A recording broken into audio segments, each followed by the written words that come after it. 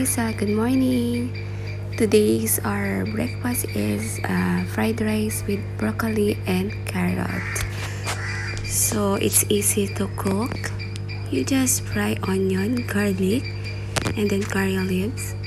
Then just put the egg, salt, pepper, and ingredients that you want. And then just put the rice. And then just mix and then wait for a while and then just put the carrots and broccoli.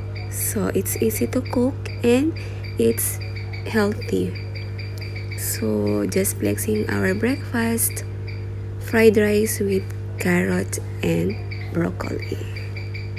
So till our next upload. Thank you. Bye bye.